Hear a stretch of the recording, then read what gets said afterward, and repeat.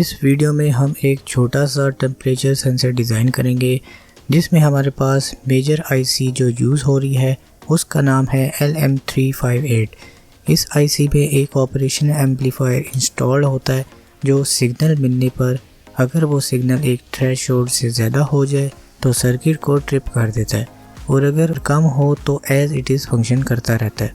इस वीडियो में हमारे पास सेंसिंग एलिमेंट जो यूज़ हुआ है उसको हम थर्मिस्टर कहते हैं। थर्मिस्टर यानी थर्मल रेजिस्टेंस। थर्मल का मतलब है टेम्परेचर, मतलब कि इस डिवाइस की रेजिस्टेंस टेम्परेचर वेरी करने से चेंज होती रहती है।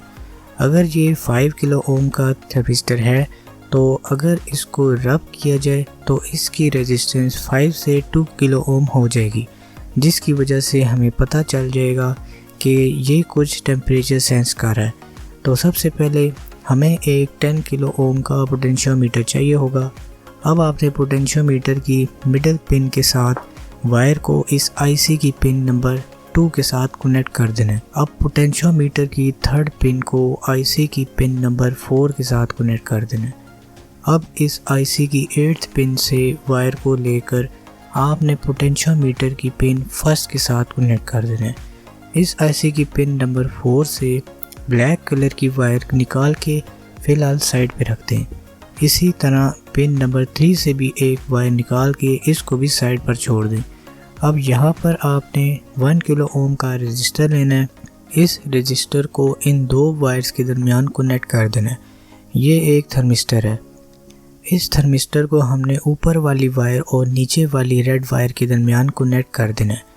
अब हम एक एलईडी लेंगे। इस एलईडी का पॉजिटिव पॉइंट आईसी की पिन 1 के साथ और नेगेटिव पॉइंट ब्लैक वायर यानी ग्राउंड के साथ कनेक्ट कर देना। अब हमारा यहाँ पर सर्किट रेडी हो गया। इसको टेस्ट करने के लिए हम पावर सप्लाई प्रोवाइड करेंगे। पिन नंबर 8 पर पॉजिटिव सप्लाई और पिन नंबर 4 पर नेगेटिव सप्लाई देकर हम अब टेस्ट करेंगे कि ये सर्किट कैसे काम कर रहा है। हीट देने के लिए मैं सोल्डरिंग आयरन का यूज़ करूँगा जो बेस्ट ऑप्शन होगी टेम्परेचर को सेंस करने के लिए।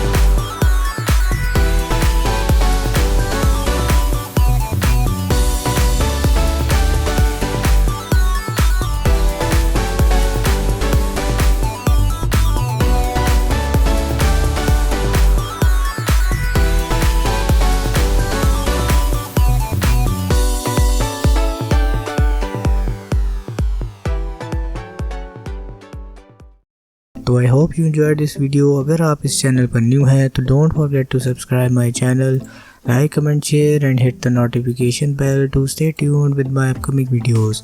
Take care of yourself. फी अमान अल्लाह। Good bye.